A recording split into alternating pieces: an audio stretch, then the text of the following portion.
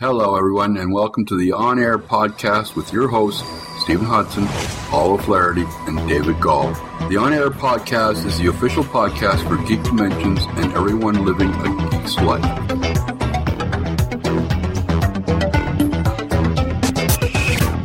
Hey, everybody. It's Stephen Hudson from Geek Dimensions, back for another week with his two crazy-ass friends. Paul O'Flaherty making silly-ass faces, as usual. Who's got an ass face? Well, after our previous show, we'll we'll leave that one where it is. And, of course, our good friend David Gall down there. Both of you guys down in Alabama. Down there. So far down. Wherever there is. We are down there somewhere. We are down there. Anyway, we're down with it. Down there. Down there. Exactly. Please tell me you don't wear baggy pants down to your ass. Not quite. Not yet. Good. They're not in season. Okay. Yeah, anyway. My ass doesn't go that far down yet, dude. For anyone fresh to this show, we're basically just three geeks who love talking about everything from tech to movies to television to stupidity to, well, you name it. If it's attractive to geeks, if geeks love it, we like to talk about it. If it's attractive to geeks. Well, you know, we were talking about Riddick beforehand, and of course, you know my feeling about the last Riddick movie. Yeah, you're wrong. No, I will say though, because I'm assuming that that's a negative thing, and I will respond to that by saying you did not see the director's cut. No, I did, and I love that movie. And you see, Paul understands where I'm coming from here, because you see, there's one actor in that movie that I have a thing for. Hodgson has the worst crush in the universe on Katie Sackhoff. Oh, of course. He would disembowel himself. Hey, listen, at least I want to go with the opposite sex. If he thought it would get him a sideways glance from her. Unlike you and John Barrymore. Barrowman, dude. At least get it fucking right if you're going to slag me off about it. Look, here. I'll just move out of the way and you can see it. There he is. Back my you see that? And on the other side, he's got David Tennant. On the other side is David Tennant. Life-size stand-ups for whatever reason. Actually, I have. Unless it's life-size. I have is Darth Vader. I have a Darth Vader over here in the corner somewhere. You guys are whack. Anyway, as I was saying, Steven's just jealous. He can't have these things in his podcasting space because, you know, he has a roommate and she's female. That's why the lights are all down low. He's not even supposed to be up. Is it past your bedtime? She just won't let. Anyway, as I was saying, welcome to the show. Hopefully you will enjoy what we talk about. If not, then fuck you, go find another podcast. Anyway, first off, let's get this Microsoft crap out of the way. Renaming Internet Explorer. What do you think? Should they? Shouldn't they? Does it make sense? I'm actually surprised. I'm surprised it's not already like the Bing browser or something, to be totally honest. Although I like the proposed name, Ultron, or Windows Internet Uber Browser 2014 SP1 EX Plus, which are both fantastic names for a browser. Honestly, they can't go wrong. Binger? Binged. Bing! I remember when they first announced what they were going to be calling it, and I just sort of, when I was still working on WinExtra, I went off on that name like crazy. It was like, why are you calling your, search engine after a cherry? Like, anyway, so should they rename it? Like, does it make sense to rename the browser? You know what's funny is now Internet Explorer doesn't really suck that bad. It doesn't. Say that bad. A good browser now. Exactly. And so of all the times to rename it, I hate that like that's even being discussed now. They should have renamed it after IE7. Okay, here's my biggest complaint. Is that their form of using extensions or plugins or add-ons is archaic and next to impossible to find any good ones. But that's but he makes any good ones for it. But it's part of a larger issue. You know what I'd like to see? I'd like to see a standardization. Yeah, a standardization around Katie Sagoff. Anyway, a standardization of plugins for all browsers. Dude, but this is the same reason people don't develop apps for Windows Phone, is because who cares? Why does anybody want add-ons for IE? It's the same reason IE does IE even have a way to sync my bookmarks? Like the most basic I would consider of browser feature. Can I do that across IE installations? In Windows 8 it does. Yeah. Yeah. Through what, a Microsoft account? Yes. Yes. Okay. So, right. And that's no different than like if you want to do it in Firefox, you've got to have a Firefox account. If you want to do it in Google, you've got to have a Google account. So, and heaven forbid, if you want to do it in Opera, you're screwed. That's an Opera. That's what I'm getting at, is that really, I mean, it for the most part works. And for the most part, yes, it's still a pain in the ass to write anything web dev related for IE, even still. But it's not that bad. See, I think the problem that IE has is really this. It's not actually a bad browser. And the vast majority of people, the numbers show, use what comes on their machine. They use their browser. Okay. And most people are happy with it.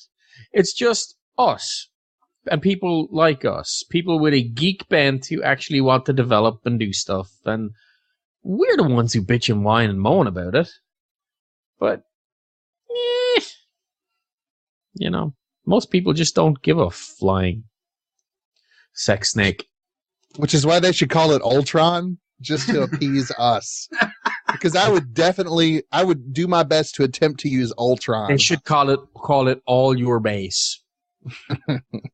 Okay, in that regard, the fact that Windows 8 is questionable as far as success. Word is, courtesy of Mary Jo Foley, that we could see a usable preview version of Windows 9 within the next couple of months. It's just going to give us back the things in Windows 7 that we already have. But why not just make a separate branch? A separate branch of this goes back to the same damn thing we talked about last time. Why not just have that separate branch of Windows 8 that you install it and it's like, would you like the fancy tablet-like interface? That's what they no. That's or what. Would you like the desktop interface? Are you a power user, or do you want to play with a Tonka toy? Exactly. Yeah, but here's the thing. That's what apparently with Windows 9 it's basically going to do. It will depend on the device you are installing it on, what you get. See, I wouldn't even mind that in the sense is like on a tablet or on like I don't develop on all my machines. I have machines that are purely content consumption, for just like sitting on the couch and just chilling the fuck out. I wouldn't mind a Windows Metro interface on one of those, and and then when I come into my laptop or my dev machine, I want more power. But I think the problem is this: if you give people choice, they're going to get bitch, right? I want this and I want that, right? I want this and I want that. And if you take the line of like, let's build an operating system geared towards, people who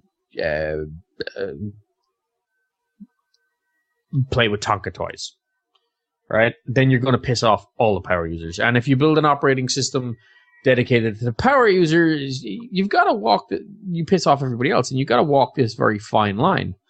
But Microsoft keeps, we'll do this and then we'll change it.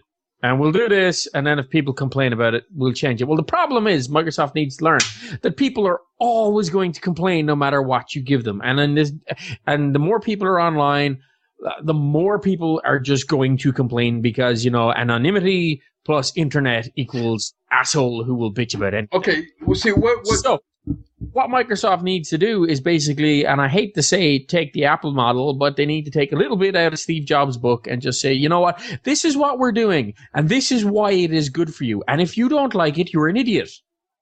And then when Microsoft decides to make a change later on to what they previously declared was good for you, it's because, well, this is better for you. And you know, what we said earlier, even though it's in complete contrast to what we said right now, was actually correct, but now this is what's correct. And you will just like it. I don't mind. I mean, the thing is these changes all are basically tweaks to Windows 8.1. Does that really warrant an entirely new OS? Okay, Windows 9? It's not really a new OS as it is. It's like there's nothing new about this. It's just tweaks to Windows 8. I think it's very much the same way as when like Mac OS comes out. You know, you got Lion, Maverick, so on and so forth. It's just that Microsoft is using numbers rather than. Well, they used to use service packs. What happened to service packs? Why can't this be Service Pack 1? Often done. What got me about this story, though, was the fact, how long has Windows 8 8.1 been out? How long? 2 years? Long. 2 years? 8.1? Not that long. Okay. All of a sudden, this year, we're going to have the preview version of the next model. It's not fast enough. Microsoft have, you know, They promised that they would, up their release cycle the whole lot. They're still not moving fast enough. 9 months. It was released 9 months ago. 8.1. It's a hell of a dev cycle. I want to see point releases every 6 months. I'm cool with that. Yeah. Even dev builds. There's no reason why we can't have point releases every 6 months. None. Okay, the other thing that they were really touting back when Xbox One was being brought forward as the next console, Xbox One, was the Xbox Entertainment Studio, which was going to produce original content for the Xbox One. Yeah, not so much. Yeah, not so much. Nope. Apparently, they're looking to sell it off. I hate who apparently Warner Brothers is interested, which kind of sucks. Also, I did not know that Warner Brothers owns Machinima on YouTube. That's pretty crazy. But anyway, yeah, what happened to my damn Halo TV series and the Halo movie and all that good shit that was going to come out of Xbox Halo Entertainment? TV series forward Come on, fucking dawn. It's awful. Happened. That movie is responsible for destroying so much of the Halo franchise on its own. It's awful. It's a terrible. It's like a fan movie, a bad fan movie.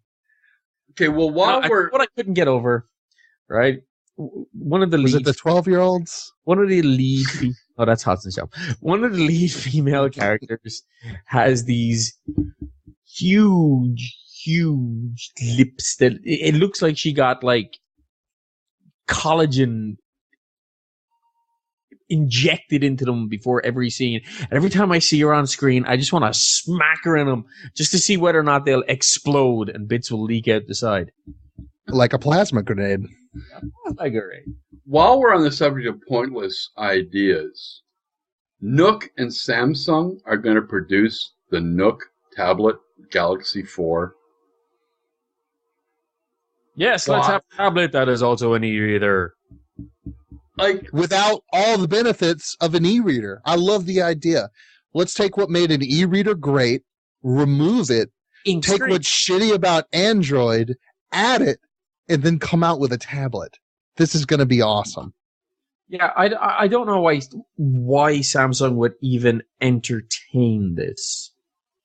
Look, e-readers have pretty much had their day.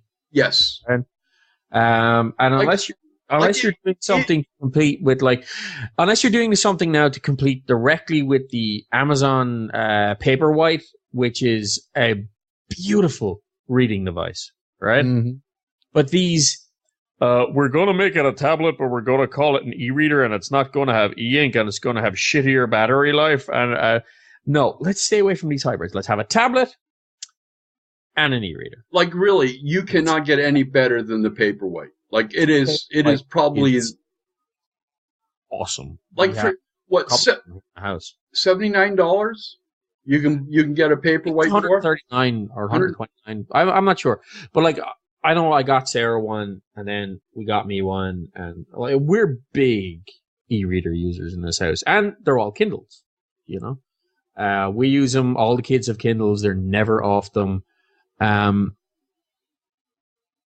you know, an e-reader is one thing. A tablet is something else. We don't need to merge all the things. All right. This is not an orgy of device sexiness, and let's see what kind of hybrids we can come up with. There's some things that just need to remain separate. Mm-hmm. Okay. Pretty much. While we're talking about Amazon and the Paperwhite, let's jump over to the fact that they want to take on Square with their own mobile card reader. I love it. They're not just taking on Square, they're also taking on PayPal. You know, and right now, if you sign up, the prices are way low. I think it's like 1.75%. And that is awesome when you can get lock-in for a year on that. And even when you come out of lock-in, it's going to be still, 0.25% cheaper than, the fees are going to be 0.25% lower than even Square is doing. So this is good. It's good to see a big player enter into this market. The portable, being able to pay for your, anything and everything by swiping a card through a reader on your Android. I'm still waiting for my PayPal debit card. That's because you're in Canada land. I know. Yeah, they were easy to get. I loved it. Well, at the time, I was selling a lot of WoW accounts, and I could easily withdraw money from an ATM. It was incredible. Here's the thing. At one time, they were available in Canada, and then they pulled them. Well, you know what you need to do? Move out of Canada. Why? I mean, there are plenty of other civilized parts of the world. You know? I mean, come on. Yeah, this Amazon taking on Square thing, Square and PayPal is good. It's going to be good for the market. It's going to be good for competition, and it's going to be good to have like an 800-pound gorilla like Amazon swinging their nuts around in the space, because it's great. Exactly. Somebody needs to kick PayPal in the nuts. It's long overdue. Well, they had and I'm happy about it, because now I can, I'm going to order one of these things, and when I charge my clients and they choose to pay with their credit card, I'll make just that little bit more money. Because I won't be giving the fees to PayPal. Or as much of the fees to PayPal. Okay, no, the thing is, PayPal has been trying to improve, its image, also its site, because its site does suck. But, I agree with you. It will be interesting. Unfortunately, it won't happen. It's basically going to be a U.S. experience.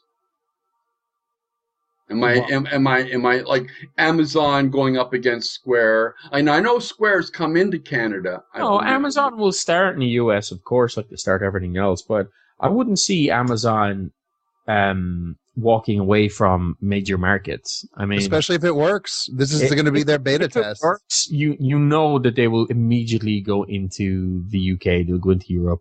There's no reason why they wouldn't go into Canada, because they're already processing money up there anyway. Yeah. While we're on the subject of swinging big nuts, Alienware. Really? Well, rolling with it. Alienware and Steam all in one box for $549.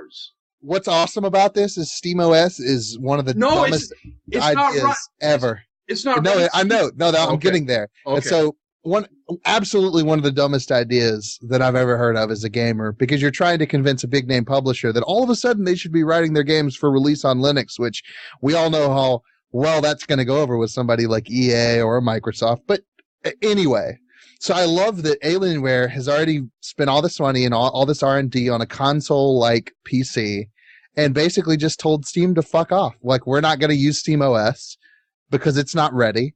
And they're just basically releasing yet another PC.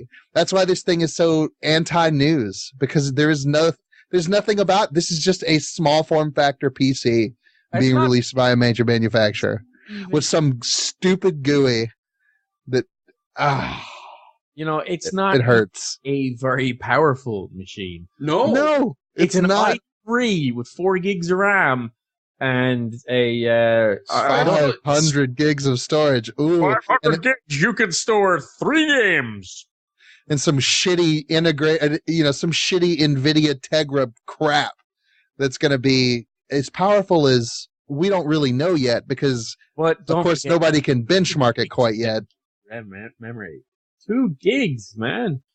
Whoa. Can you hear my enthusiasm? Yay. So your phone probably has better specs than this thing. This just came out today, though, but apparently Microsoft is really pushing hard on game developers to up their game resolutions to 1080p. Like, they're really pushing hard. I don't know. I don't have an Xbox. Talking about on Xbox? Yeah, on Xbox One, yeah. I don't know why they're not. The machine is more than capable of doing it. Well, it is, but not at acceptable frame rates all the way through the game. That's the thing. Like the whole stink with Battlefield 4. That was the big one because when Battlefield came out, they can compare all the consoles side by side, old gen, new gen, as well as PC, to figure out which one was truly quote better. And, of course, the PC one was fantastic all the way through, and they found that they had to GIMP certain things on the console versions to allow a playable experience all the way through. So although it could possibly run at higher FPS, at a higher resolution, it wouldn't be acceptable because you'd have those laggy spots. It's actually a hardware constraint versus a driver constraint. I don't know. Talking about a first-gen console, you know what I mean? But there's nothing new or really OEM about these components. You're not developing for, Mantle API or something absurdly specific. Like, it's basically just PC hardware running a PC-like OS. We're not talking about games that are having to be written for something as a particular chipset like the original or even the 360 or the PS3. I mean, they've had dev versions of the Xbone and the PS4 out for years that people have been writing software for. I consider this very close to, honestly, the end of the game in terms of like graphical improvement. I don't think we're going to see a whole lot of it like we did with the 360 and last-gen consoles. I don't know. To keep up the loser line of this, but still make lots of money. I don't know who slid this win, but AOL's only profitable because 2 million people have forgot to cancel their subscriptions. I'm sure there's a lot of for them. Title, I know they have 2.3 million people paying $20 a month for dial-up access. I'm fairly sure that not all 2.3 million of them are just there because they forgot about it. But there's got to be a large percentage. Like, I don't know how it is, but I'm sure that there are still areas of the United States that dial-up is the only alternative. Oh, yeah. Well, what I love about this story is not just that, 2.3 million people are paying AOL, $20 a month, because they've forgotten to turn this shit off, is the fact that, when you sort of disrobe AOL's system of intricate account reporting, it turns out that most, if not all of their profits are coming from these 2.3 million subscribers paying $20 each a month, which is what, $63.3 million a month from dial-up subscribers. Wow. No wonder they don't want to give up dial-up. There's a life lesson to be learned here, folks, about keeping an eye on your bank account and going in and turning off subscriptions that you may be losing a lot of money on and not even realizing it. Well, you had that happen, and I did too with Skype. I had that happen with Skype, yeah, but that wasn't so much that. That was, they changed the account system. And instead of doing what they should have done, which was when they, what was it they canceled? They canceled basically the pay plan for calls. Yeah. So what they decided to do then was, okay, we'll cancel your paid plan, which we were only paying for so we could do the group video thing. Yeah. And then they said, okay, let's stick you on unlimited calling to 63 countries in the world. Don't you think if I wanted that, I would have paid for it in the first fucking place? But yeah, anyway, minor rant over. The Gaul looks like he's going to eat his microphone out of the inanity that's happening here. I'm just in shock because I know, at least off the top of my head, I can name 2 people that are still paying for an AOL subscription, and they're both above the age of 65. So I don't know. Maybe they're just waiting for the customer pay. Which is interesting is then by following that logic, AOL's customer base is literally about to die off. Yeah, that's what I was about to say. Following that logic, AOL's profits will go down every year. It should. I mean, that should be an interesting. There's a case study in here somewhere. In the next 10 to 15 years, they should have nobody left. Maybe they should buy a few more tech blogs. Yeah, that worked out so well. Yeah, it did. Well, one company's user base that isn't dying off, and they want to even get started younger, is Google. Apparently, they want to offer account for everybody wants to catch them young. Well, that's what I heard you tell Daniel.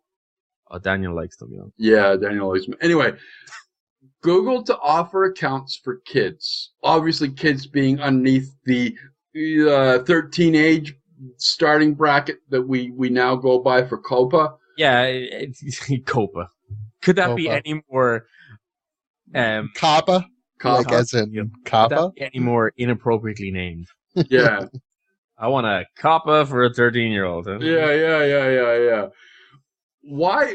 Okay, first off, will they be able to do it based on the... Of course they can do it. I mean, anybody can do it. All you have to do is put in place the safeguards to make sure that you comply with the COPPA field laws. You know, COPPA field laws. There's the show. I got that. The COPPA field laws. Okay. The obvious question and the obvious answer would be why and metrics. One, because catch them young, and because, you know, when somebody's in, they're pretty much in. They'll always have an account. And the goal. That's on the smart. And it's 2, so silly. Because, you know, kids under 13 have accounts now anyway. I mean, it's not unusual. Well, you know? I know my grandson has had a Facebook account on and off for years, and he's, you know. My younger sister hadn't had a Facebook account for years. She was, you know, do it. All of my kids have Microsoft accounts because they need them for bloody well Xbox Live. There's that little catch in there that says that the company is not liable if the user lies to them about their age. So they've been skirting Copperfield for quite some time. I mean, to be honest, I think it's just basically legitimizing what people are probably already doing to begin with. I mean, how do you verify somebody's age really? Unless you're going to ask everybody for either credit card information or... which a 13-year-old wouldn't have, who could legally register an account anyway. Lots of 13-year-olds do have those, like, prepaid Visa cards. Yep. That their parents load up. They do have credit cards. I don't think that counts for ID verification. We're talking about driver's license, passport. You can't tell the difference between the prepaid ones and the whole lot. Because, you know, a lot of sites do the credit card verification to verify age. Hudson would know all about that. Oh, your prawn sites? Speaking of Copperfields, yes.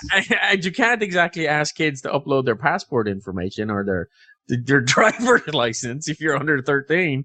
So what are you going to do, right? You have to not be liable if people lie about their age, because people lie about their age anyway. This isn't unusual. This is just, Staying with the internet as usual. It's just adapting to how people actually use the internet. Exactly. And staying with the creepy effect here, you must have put this one in, Paul. The Facebook lets advertisers see which ads on which devices led you to buy. Yeah, I mean, what can you say? It makes sense. Once again, Facebook just gets rid of all your fucking privacy. But I suppose at some point, I mean, if you're an advertiser, you're going to want to know what devices people are using, right? I mean, you come to my website, any of my websites, and I go to Google Analytics and I can see what devices people are visiting the website with, okay? But as usual, Facebook goes a little bit further than anybody else because, you know, Facebook, the network that was founded on the principle of privacy and not giving your information to anybody else and that it was private and secure, and then turned around and ass raped everybody by doing a complete 360 and continues to ass rape everybody when it comes to information. That's all I've got to say. COPPA feel. All right, let's get off this shit and get into some really cool stuff. Cool, but still a little scary. Harvard has created 1,024 little robots that can work together to form shapes. It's amazing. This is fucking awesome. Scary because it's like the robot apocalypse is coming our way whether we like it or not. It is pretty cool. And because there's 1,024 of them, they're calling them the kilobots. I mean, come on. Oh, Jesus Christ. They actually are doing this. I actually think that is the best part of this whole story. Probably. The kilobots. Well, the fact, okay, now, granted, it takes 12 hours for them to actually, from the point where the robots are shown the picture, to work together to create the shapes. It takes 12 hours. Now, give it a couple months, it'll probably be down to 6. Give it a couple more months, and we'll all be thinking of Runaway. For those who don't know, that's a movie with Gene Simmons and Tom Selleck. Somebody's showing his age. Yes. I still like that movie. What can I say? I'm sorry. What do you think of this idea, though? The fact that they've actually got this kind of mini robots that are working together as a pack. The video is awesome.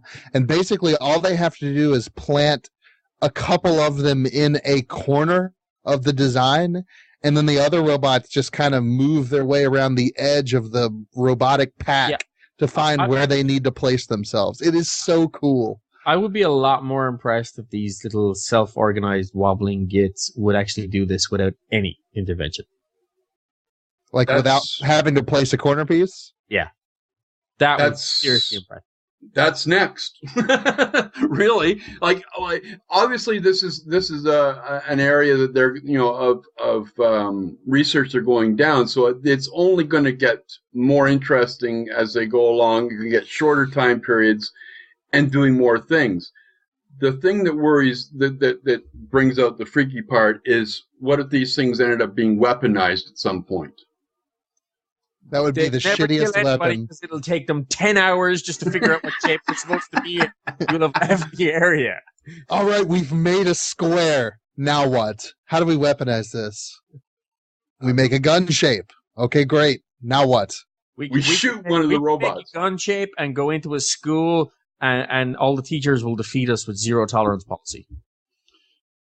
Actually, this reminds me of a book. I'm just seeing if I can quickly pull up the title of it because I was reading it last night. I just finished it last. By the way, I gotta just throw this in there. Best comment I think I've read on the internet today, which is not a very coveted award, just to be clear. But this guy says to the comments to the Kilobot Swarmbot article, he says, and I quote, "I wonder what the swarm would feel like moving around my balls." And I just wanted to, just a quick shout out to that guy for being a great guy. Keep it real. That's why I love the internet. So, I know you like science fiction. We talked about sex bots on the last show. Here you have it. Self-organizing fleshlight. There you go. Yes. I know you're a sci-fi fan for reading, Paul. Robocopolis by Daniel Wilson. Can you say that again? No, I cannot. It sounded like RoboCop lips. RoboCop lips? You know exactly what I said, so fuck off. Me, or there will be trouble. It's the first book in a series, and it is really, really good. But it's based on the fact of man against robots, and they're all being like the robots are controlled by one master, and it's I know it sounds a little flaky, but it's really, really good. I think you'd enjoy it. I think you would. I will go out there and I will pick up RoboCop lips. Yes. Happy. Fuck you. The next cool thing has to be the doctors in Peking University. They've used a 3D printed implant as part of a section of a vertebrae with 3D printed implant. This is getting to be a really interesting area. Yeah. You know, a lot of spine surgeons, neurosurgeons are clients of mine. This is some fairly cool stuff. You know, they do a lot of minimally invasive stuff where they put in, like, you know, more traditional implants. The cool thing about this story for me is not the fact that the thing is 3D printed. The cool thing about this for me is the fact that it's porous and designed to allow the bone grow through it for stability, rather than the more traditional method of having to, you know, basically screw the things in. The only issue I have with this is bone takes a long time to grow through, man. If you're talking about having stability in this, because, you know, right now they can replace discs with more traditional implants, and you can be basically back on your feet in like 48 hours. Yeah. Okay? If you're going to have to wait for this stuff to grow to be secure, it's going to take a long time. But just the concept of it happening to me is fairly awesome. You know what I'd be Definitely a interested. step in the right direction. Yeah. Yeah, I mean, if they can then come up with some way to sort of like accelerate bone growth, that would be killer right there. As a side note, I know you work with a lot of doctors in your business. I would love it if you could show them this story and get their reaction to. I've already got a bookmark to go out. I'll be at a neurosurgeon's place tomorrow. I've already got a bookmark to go in their social feed. Okay, so next week, can you kind of give us an update on what their thoughts on it is? Dude, I'll get an update. I'll try and get a quote. Okay, And cool. it better not be, what does this feel like around my balls? That's not acceptable. Yeah. Can I feel one of these wrap my balls? But the whole idea of biometric or bio 3D printing is becoming a very important part of medical research, and it just amazes me the degree that 3D printing, even though it still sounds really geeky and really cutting edge, it's real throughout everything. 3D printing is really becoming.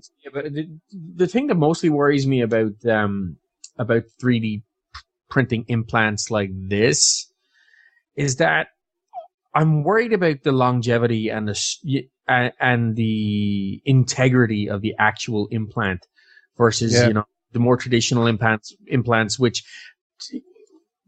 you know are very well stress tested, very you know, designed for the cushioning and the whole lot and everything they need, versus these implants, without knowing the actual details and without being a surgeon. It's just, that would be my prime concern, would be the longevity of this. It does seem strange. We're kind of just at the point where we're 3D printing something like, you know, a shoe that could actually be worn. And the fact that this is already ending up in, you know, as a pretty important part of somebody's spine. It makes me wonder whether or not they will be having, you know, repeat surgeries in 3 years, 5 years, 10 years. Yeah. But still, anything to push. But which could have something to do with why this went down at Peking University in China. It could be that they're just the only ones ballsy enough. Seriously, they're the only ones that are ballsy enough to actually try this. As opposed to somebody. Yeah. Kind of untested. Yeah. I'll try and get a medical opinion on this for next. Yeah, it would be. I would really be interested, even on the whole. Not just this one story, but what the people in that specialized area. Trying to get doctors to do anything like that is like herding cats. Okay, this will be kind of more like, I'll walk up to him, I'll say, "Have you seen this video? Yeah, have a look at this. Look at it," and I'll just like record what he says on my phone. because trying to get them to sit down for anything more than that, especially during clinic hours, is not possible. All right, this is one story, and I guess we'll kind of end off with this one because it speaks to us as podcasters, and that is the whole patent troll business with Adam Carolla and what is Personal Audio LLC. Yeah, well, look, he caved. All right, he caved. And, you know, I thank Adam Carolla for fighting a good fight and standing up to the podcast troll. And, you know, when they gave him the opportunity to get out of it, to still fight it. But I am very, very disappointed that he caved before it got to court and before he got the opportunity to invalidate the patent. Because for anybody else now, like, for example, the EFF has a case in against this, but it's going to be more difficult for them to invalidate the patent than it would have been for Carolla for various reasons. I'm hoping that the TV networks that they've got cases pending against will actually have the balls to go the whole 9 yards with this rather than settle. I'm just, you know, thank you to Adam Carolla for fighting the good fight. I just wish he could have fought it longer and seen it to a more decent conclusion rather than just letting the patent troll basically off with a slap wrist. Here's the thing. Like they mentioned, though, it's you know, it's tough to blame him for doing anything but settling, because how the hell is he? How else is he supposed to fight this? With what money? And is it really worth bankrupting yourself to make a quick point that you'll probably end up getting stomped on it anyway? If the community could have continued to support it or so on and so forth, then, you know, that would have been awesome. I'm just disappointed that it ended where it has ended, but there's no blame on Carolla for that. You know what I mean? He took it much further than anybody ever expected. Here's the thing too, and it kind of says like how expensive something like this can cost. His supporters raised $425,000 to pay for his lawyers. And it wasn't enough. That is the problem with patent trolls and dealing with them. The amount of money required to defend yourself is extortionate. It is cheaper and easier to just settle. And as long as it's cheaper and easier to settle rather than fight it, we will always have this situation. Do you think, like, I know there's been a number of cases come before the Supreme Court, and there's even more coming as far as software and patents is concerned. Do you think at some point we might actually get to, like, New Zealand has gone to a patent-free software, okay? Look, that is a utopia that is possible in the rest of the world, but not possible in the United States of America, where what they call bribery in most countries is politely called lobbying and donations. Oh, yeah, true enough. On a lighter note, and I know this from last night, DeGaulle was playing this. The new Plants vs. Zombie Warfare, is it called, David? Whoa. Garden Warfare, yeah. We lost Paul. Let's see if we can get Paul back. What was your opinion of the game? Like, what do you really think of it? You know, it reminds me a lot of like Team Fortress. It's in a weird way. It's a lot like TF2, where it's a third person kind of a shooter where you play either as a plant or a zombie against other people who are, some of them, exceptionally talented at this game. And yeah, there's different classes, just like TF2. You've got your heavies, your lights, your snipers. You got your medics. It's the same kind of deal. It's just basically a lot like TF2, except with this weird MOBA twist where you've got 3 main abilities that you can kind of customize. I know on top of your others. I know it sounds silly, but there was one point where I was watching you and Dizzy play last night. Oh, here he comes. He's coming back. Where you and Dizzy were playing last night, it reminded me of CS:GO. It does look like it a little bit, and plays like it quite a bit. We were just talking about Plants vs. Zombies Garden Warfare, the new one out on Origin. Which is they have like a free 3-day trial thing, so you can. It was funny. I had 3 days free. Yeah, it was a total riot to watch. It really, really was. Besides that, you guys seen anything or come across anything in the past week that is mentionable to the polite company listening to us?